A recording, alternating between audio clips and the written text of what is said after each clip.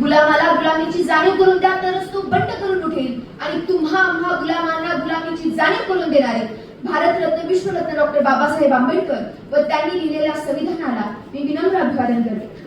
प्रथमतः जिने मला जन्म दिला अशी माझी माय आणि जिच्या पावन स्पर्शाने मी धन्य झाले अशी माझी जन्मभूमी भारत माता, या दोघींना वंदन करते आणि माझ्या विषयाकडे वळते. मी कोड क्रमांक MP 15 या ठिकाणी माझा पॉइंट घेऊन आलेले आहे.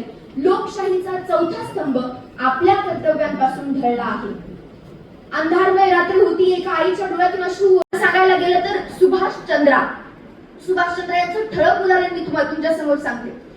ते झी मीडिया जो समूह आहे त्याचे माजी अध्यक्ष राहिलेले आहेत आणि त्याबरोबर झी न्यूजचे संस्थापक राहिलेले आहेत आणि त्याचबरोबर आपली जी राज्यसभा असते त्याचे एक मेंबर म्हणून देखील राहिलेले आहेत. यावरून आपल्याला लक्षात येतं की खरंच मीडियामध्ये जर मीडियाचेच लोक जर राजकारण्यांमध्ये सत्ताधाऱ्यांमध्ये बसलेले असतील तर तिथे निष्पक्षपातीपणा कसा उरेल, तिथं कुठे ना कुठे पार्शियलिटी घडून येईल.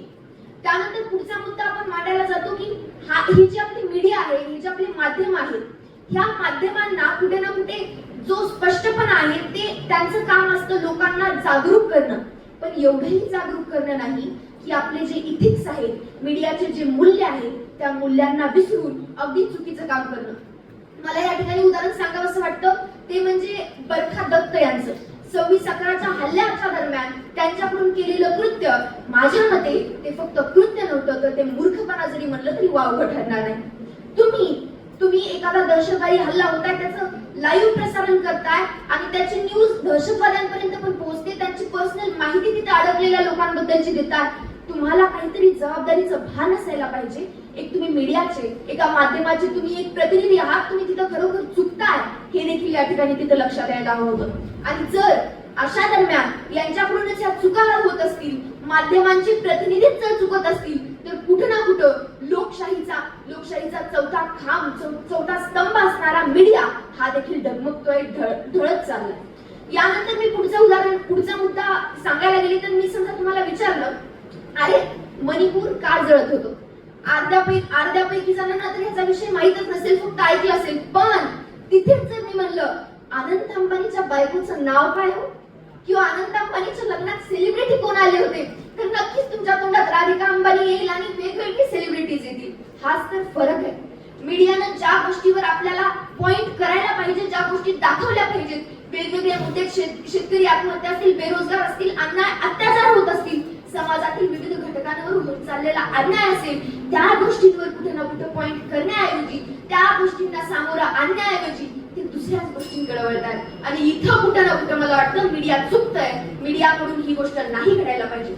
माझ्या अगोदर झालेल्या प्रतिस्पर्ध्यांपैकी काही जणांनी असं बोलले की कोरोनाच्या काळात किती ऑक्सिजन सिलेंडर्स लागले किंवा काय केलं ते केलं, ह्या गोष्टी मीडियाने प्रोव्हाइड केल्या. पण मला सांगावंसं वाटतं, मला तो मुद्दा खोडावासा वाटतो. भलेही त्यांनी ते केलं असेल, पण कित्येक जे काही मासूम होते, जे काही इनोसेंट लाईफ्स होत्या, त्यांना धोक्यात टाकण्याचं काम देखील याच मीडियाने केलंय.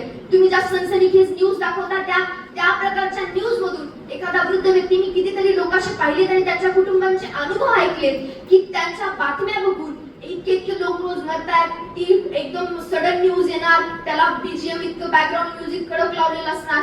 अरे त्यांच्या मनस्थितीवर, त्यांच्या मानसिकतेवर याचा परिणाम होतो. हे देखील कुठं ना कुठं मीडियाने डोक्यात घ्यायला हवं होतं, पण मीडियाकडून ते चुकलं. ऑपरेशन सिंधूच्या बाबतीत एक प्रतिस्पर्धी बोलली की मीडिया त्या टायमिंगला होती. आताच मी सांगितलेल्या बरखा दत्तचं तेच उदाहरण झालं. जिथं मीडिया नसायला हवी होती तिथं मीडिया आली. मग कुठं ना कुठं मीडिया, आता मीडिया म्हणजे फक्त टीव्ही, न्यूज रिपोर्टर्स एवढंच नाही, तर सध्या सोशल मीडिया हा देखील या गोष्टीला कुठं ना कुठं जबाबदार आहे. आपण सध्याची आता रिसेंट केस, रुची तिवारीची केस, ती देखील एक युट्यूबर आहे, दिल्ली युनिव्हर्सिटी मधली विद्यार्थिनी. तिच्यावर मीडियाकडून ज्या प्रकारचा तिला स्वतःहून तो व्हिडिओ तुम्ही आम्ही पाहिला असेल, तिची कुणाची प्रतिक्रियाही आपण पाहिली. तिला स्वतःहून सगळ्यांनी घेरलं गेलं आणि स्वतः पत्रकार तिच्याकडे जातात आणि विचारतात, अरे तू तर ब्राह्मण आहेस ना, तुला याच्यावर काय वाटतं, तुला त्याच्यावर काय वाटतं. मग खरंच जातीवाद करणं हे कुठे ना कुठे बरोबर आहे का हो? हाथरस केस मध्ये जे झालं, हाथरस केस मध्ये राजकीय आणि जातीय कोण त्या प्रकरणाला दिला गेला, तो कोण इथून पुढे देऊ नये एवढंच मला वाटतं. आणि खरंच लोकशाहीचा चौथा स्तंभ आपल्या कर्तव्यापासून ढळला आहे याच मतावर मी निश्चित आहे. आम्हाला आयोजकांनी संधी दिली, बोलण्याबाबत मत व्यक्त करण्याची संधी दिली. मनपूर्वक धन्यवाद. जय हिंद.